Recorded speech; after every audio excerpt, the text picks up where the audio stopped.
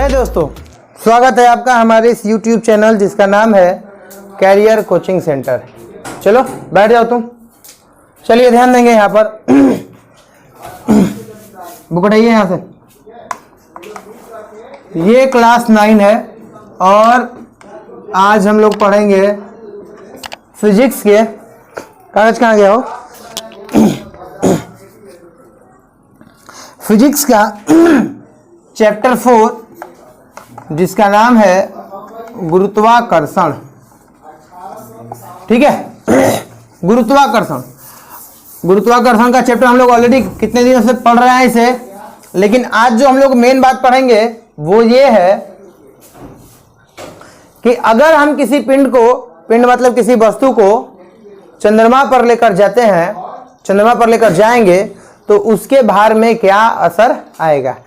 ये पढ़ने से पहले हम एक चीज बता देते हैं कि वेट बराबर होता क्या है, तो m इंटू जी होता है। ठीक है, m इंटू जी यानी भार बराबर क्या होता है, द्रव्यमान और गुणे गुरुत्वीय त्वरण। ठीक है, आप बोल सकते हो, आपकी मर्जी है बोलने का। तो ठीक है, जिसमें हमने देखा है कि जो छोटा जी होता है इसको हम लोग गुरुत्वीय त्वरण कहते हैं और इसका मान कितना होता है 9.8 मीटर प्रति सेकंड। ठीक है, और जो यही गुरुत्वाकर्षण नियतांक होता है यानी कैपिटल जी होता है, नजर आ रहा है इसमें दिखाई दे रहा है, जो गुरुत्वाकर्षण नियतांक होता है इसका वैल्यू होता है 6.67 गुणे 10 के पावर -11 न्यूटन मीटर स्क्वायर प्रति केजी का स्क्वायर। ठीक है, ये होते हैं। फर्क क्या होता है छोटे वाले जी में और बड़े वाले जी में? छोटा वाला जी जो होता है इसका मान बदलते रहता है, वैरी करेगा अकॉर्डिंग टू प्लेस। ठीक है, स्थान के अनुसार इसका मान बदलते जाता है, लेकिन इस जी का मान कभी भी बदलता नहीं है। इस जी का मान जो गुरुत्वीय त्वरण है, जो कि 9 क्लास का बहुत ही वीवीआई क्वेश्चन है, और क्वेश्चन ये पूछता है कि जी का मान यानी गुरुत्वीय त्वरण का मान पृथ्वी पर कौन से स्थान पर सबसे ज्यादा होता है, तो इसका आंसर हो जाएगा ध्रुव पर। 8 क्लास बगल में है। क्या है, गुरुत्वीय त्वरण का मान यानी छोटा जी का मान पृथ्वी पर किस जगह सबसे ज्यादा होता है, तो होता है ध्रुव पर, और किस जगह पे कम होता है, तो विषुवत रेखा पर। क्लियर है बात? अब इस पृथ्वी के अंदर आप घुसते जाओगे जी का मान घटते जाएगा, पृथ्वी के ऊपर जाओगे जी का मान घटते जाएगा, घटते घटते जैसे ऊपर जाते हो जी का मान घटते घटते घटते घटते कैसी स्थिति आएगी, जी का मान 0 हो जाएगा। ठीक है, और उस स्थिति में आप क्या हो जाओगे, आपका बॉडी का वेट क्या हो जाएगा, 0 हो जाएगा और आप अंतरिक्ष में उड़ने लगोगे। क्लियर है बात? ये डिपेंड करता है जी, छोटे वाले जी के मान, क्योंकि अभी मैंने बताया कि जो वेट होते हैं, जो भार होते हैं, वो द्रव्यमान गुणे गुरुत्वीय त्वरण पे वैल्यू रखते हैं। अगर आप 60 न्यूटन के हो या 60 केजी के हो द्रव्यमान में, लेकिन आपका गुरुत्वीय त्वरण का मान ही क्या है, 0। समझ रहे हो बात को ना? क्योंकि आप अंतरिक्ष में चले गए हो 0, तो इस स्थिति में आपका टोटल मान कितना हो जाएगा, 0 हो जाएगा। तो आप 0 के हो जाओगे, आपका शरीर में कोई भी वजन नहीं रहेगा। तो ये कहां की बात कर रहे हैं, जहां जी का मान 0 हो जाता है, जहां ना अंतरिक्ष में ना। लेकिन हमें क्या पढ़ना है, हमें जो चीज पढ़ना है वो आज है कि चंद्रमा पर, जो मून है, चंद्रमा पर किसी पिंड का भार, चंद्रमा पर किसी पिंड का भार है। वो कागज दीजिए और फैन चालू कर दीजिए हल्का हल्का, वो कागज दीजिए हमको फटा हुआ। ध्यान देंगे, इसे मिटा देते हैं। ठीक है, फैन को कम कर दिया स्पीड, वरना आवाज आने लगेगा। ठीक है, इसे हटा देते हैं। तो देखिए, इस चीज को पढ़ने से पहले चंद्रमा पर किसी पिंड का भार। एक बात और, आप अपने दोस्तों को भी बोल दीजिएगा, जितने भी स्कूल में दोस्त हैं सबको बोल दीजिएगा, चैनल के बारे में बता दीजिएगा सब्सक्राइब करने के लिए। ठीक है, चंद्रमा पर किसी पिंड के भार के बारे में हम जानकारी लेंगे, लेकिन इससे पहले हम जब पढ़ाई किए थे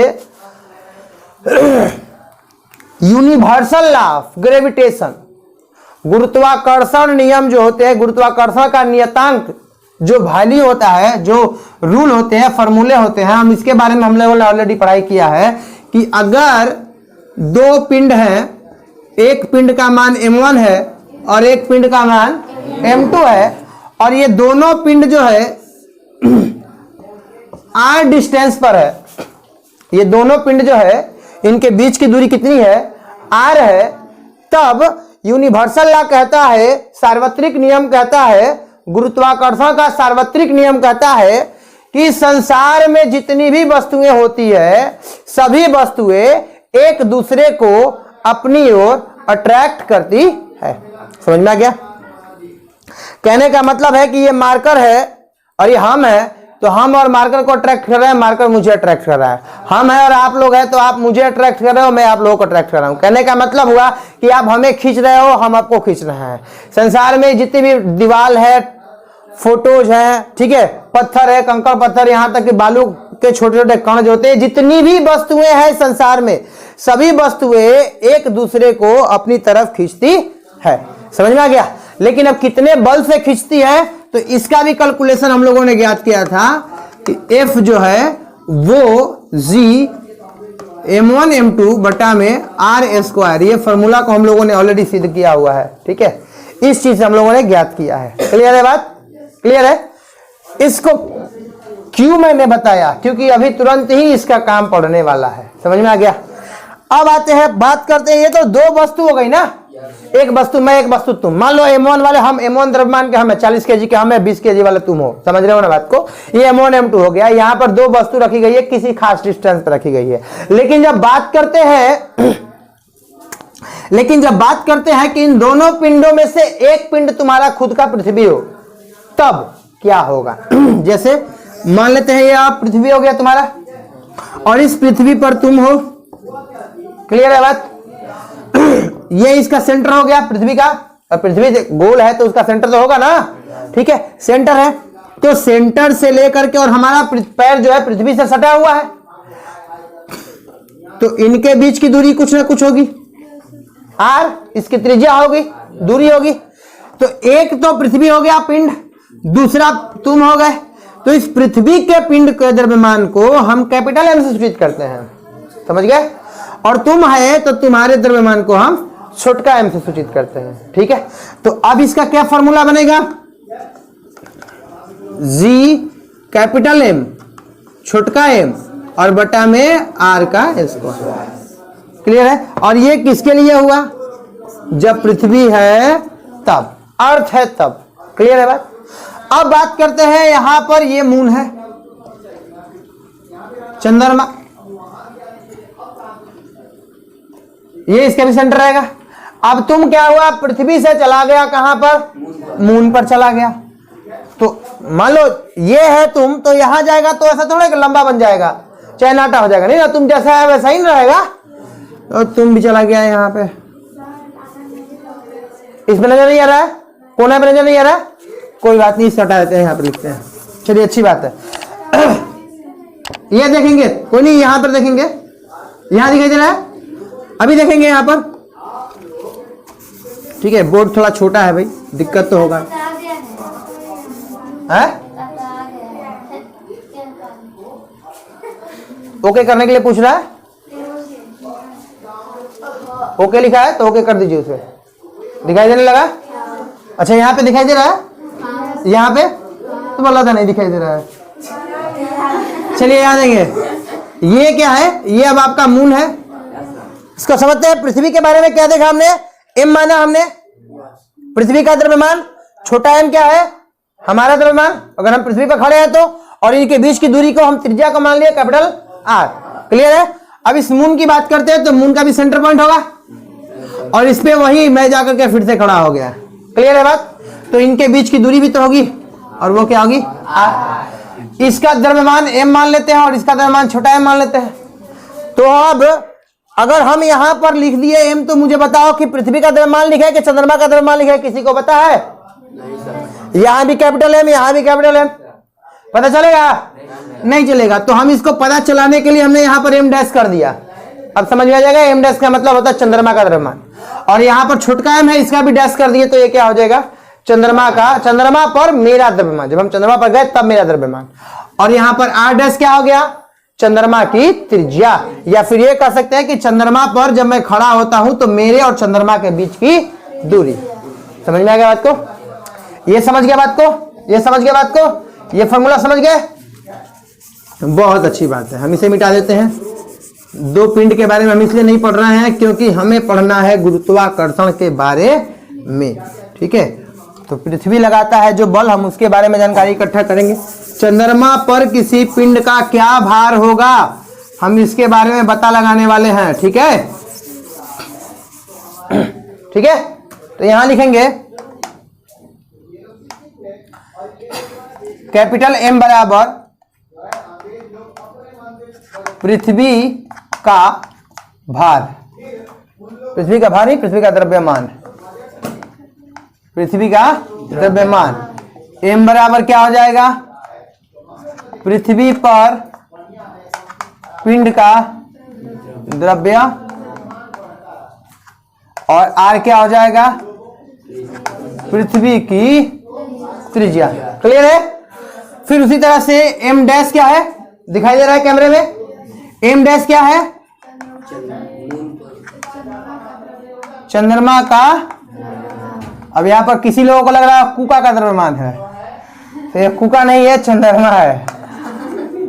छोटका M क्या हो जाएगा, छोटका M डैश क्या हो जाएगा, नहीं, चंद्रमा पर किसी पिंड का द्रव्यमान। और R डैश क्या हो जाएगा, चंद्रमा की त्रिज्या। यहां तक इन लोगों को कोई दिक्कत है? कोई भी दिक्कत है? बोलिए, क्या दिक्कत है? पूछिए पूछिए।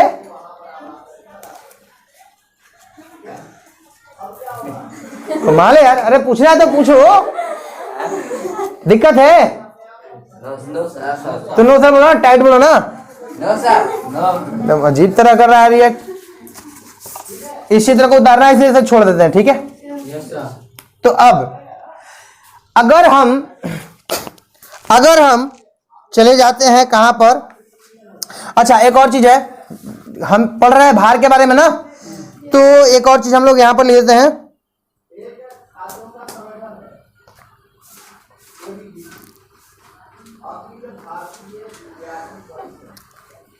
एक चीज और हम लोग देख लेते हैं यहां पर। हमने एक बार फॉर्मूला को सिद्ध करवाए थे, F बराबर M इंटू जी। ठीक है, नहीं, F बराबर हम लोग पढ़े थे, W बराबर M इंटू जी पढ़े थे हम लोग। वेट जो होता है, अभी मैंने बताया, वेट जो होता है M इंटू जी के बराबर होता है। ठीक है, और अगर हमने इससे पिछला जो हमने समीकरण पढ़ा वो ये था कि W बराबर जी M बटा में R का स्क्वायर, ये भी हम लोग पढ़े थे। तो ये जो W है हम यहाँ पर लिख देते हैं, एक यहाँ पर W लिख देते, नजर आ रहा है वो? ये जो W है ये है भार है किसका, चंद्रमा की सतह पर। ठीक है, पृथ्वी की सतह पर, पृथ्वी की सतह पर पिंड का भार। और हम यहां पर W का डैश कर देते हैं और लिखेंगे चंद्रमा की सतह पर पिंड का भार। ठीक है, तो अब यहां पर लिखेंगे, अब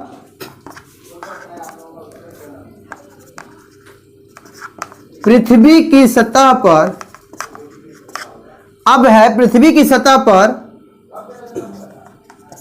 पिंड का भार। तो पृथ्वी की सतह पर पिंड का भार क्या हो जाएगा भाई, तो पृथ्वी वाला ये है ना, सब ये है ना पृथ्वी वाला।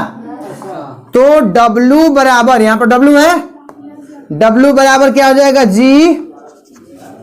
M और छोटका M बटा में R का स्क्वायर। इसको मान लिया हम समीकरण नंबर 1।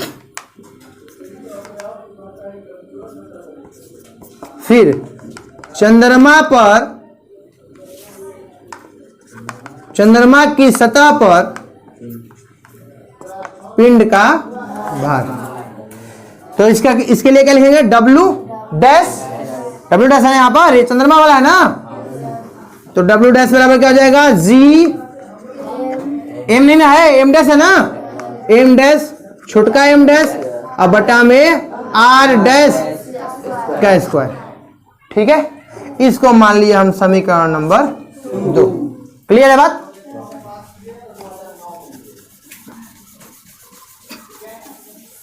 ठीक है,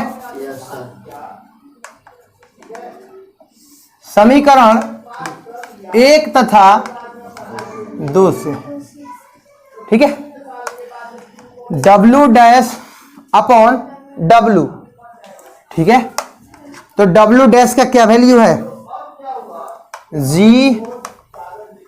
M डैश छोटका M डैश बटा में R डैश का स्क्वायर, और फिर इसे क्या लिखेंगे, G कैपिटल M छोटका M R का स्क्वायर। तो जब इस तरह से आपका समीकरण आपके फॉर्मेट में बनते हैं तो हम क्या करते हैं, इसको यहां तक लिखेंगे और नीचे वाला कहां चला जाए है, ऊपर, W डैश बटा में W, तो क्या हो जाएगा, G M डैश बटा में R डैश का स्क्वायर गुणा में नीचे वाला R डैश कहां चला जाएगा, ऊपर, और ये कहां आ जाएगा, G M M। तो हमने क्या देखा, यहां से G का काम खत्म हो जाएगा।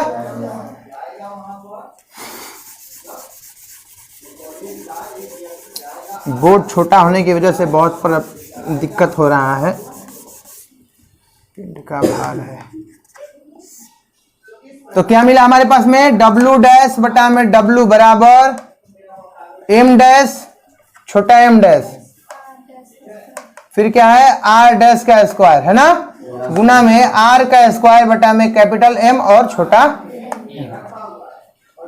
ठीक है, अभी हम लोगों ने जाना है इस चीज के बारे में, पृथ्वी का द्रव्यमान कितना होता है। यहां पर तो सब लोग पढ़े ना, पृथ्वी का द्रव्यमान है, पृथ्वी पर पिंड का द्रव्यमान है। अच्छा, एक और चीज यहां पर देखेंगे, एक चीज यहां पर और गड़बड़ हो रहा लग रहा है, M डैश का मान क्या है, इसे भी कट जाना चाहिए था। यहां पर देखेंगे, अगर आप M द्रव्यमान की कोई वस्तु है तो आप चाहे जहां कहीं भी चले जाओगे, आपके द्रव्यमान का मान कभी भी बदलता नहीं है। द्रव्यमान का मान कभी भी नहीं बदलता है, भार का मान बदलता है। तो यहां पर क्या हो जाएगा, M डैश नहीं रहेगा, M ही रहेगा। ठीक है, क्योंकि आप जितने वजन के हो, जितने द्रव्यमान के हो, वो द्रव्यमान आप चंद्रमा पर भी पाए जाओगे। ठीक है, तो यहां पर M ही रहेगा, M डैश नहीं रहेगा, जितनी जगह पे M डैश है। ठीक है, इसका काम ही खत्म कर देते हैं। हाँ, क्या हो, हाँ, तो M को भी खत्म करेंगे, क्योंकि द्रव्यमान कभी भी बदलता नहीं है। ठीक है, इसका काम खत्म कर देते हैं, M यहीं पे कटा देते हैं, M कटा दो। ठीक है, तो हमारे पास में क्या बचा, R का स्क्वायर और नीचे है R स्क्वायर, R डैश का स्क्वायर और M हो जाए। ठीक है, अब वैल्यू को पुट करेंगे। M डैश क्या है, चंद्रमा का द्रव्यमान है। ठीक है, तो मुझे बताइए चंद्रमा का द्रव्यमान कितना होता है। पहले मुझे बताइए पृथ्वी का द्रव्यमान कितना होता है, 6 × 10⁻²৪। और चंद्रमा का कितना होता है द्रव्यमान,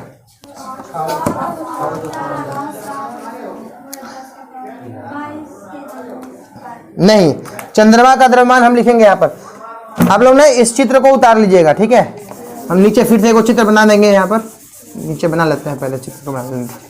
ठीक है, यहां देखेंगे M डैश क्या था भाई, चंद्रमा का द्रव्यमान था, और इसकी वैल्यू कितनी होती है,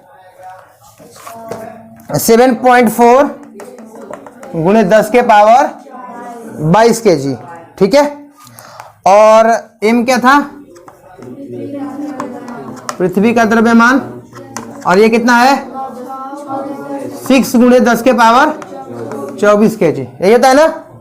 और उसके बाद क्या है, इसमें R है ना, R क्या है, पृथ्वी की, हम लोगों को पता है कितना होता है, 6400 किलोमीटर।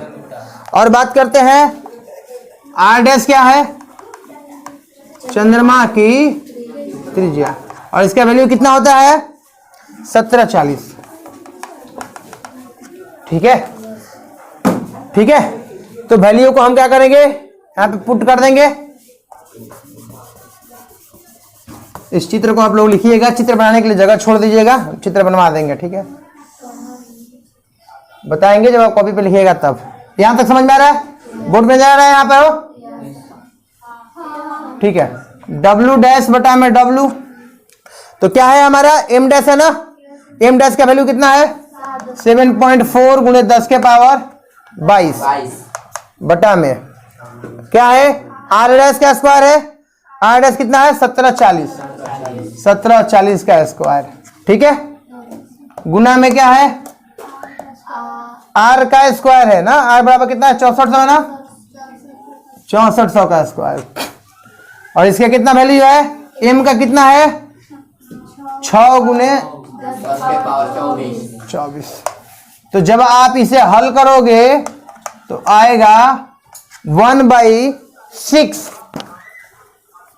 जब आप इसे हल करोगे तो इस सबका वैल्यू कितना आएगा 1/6, और ये आएगा लगभग में। ठीक है, ये आएगा लगभग में। आप अपना हल करते हैं ना, पता है ना, इसको 2 बार करना है, 10 के पावर 24 है, इसको 2 बार करना है, कैलकुलेट करोगे तो 1/6 के बराबर आएगा, कटेगा। तो जब हम यहां से W डैश का वैल्यू निकालेंगे तो क्या हो जाएगा 1/6 इंटू W। मतलब हमने यहां पर क्या देखा कि W डैश क्या था हमारा, चंद्रमा पर उस वस्तु का भार था। ठीक है, भार है ना, भार बदलता है। ठीक है, अर्थात हमने क्या देखा कि चंद्रमा पर किसी वस्तु का भार, पृथ्वी पर उस वस्तु के भार का 1/6 गुना हो जाता है।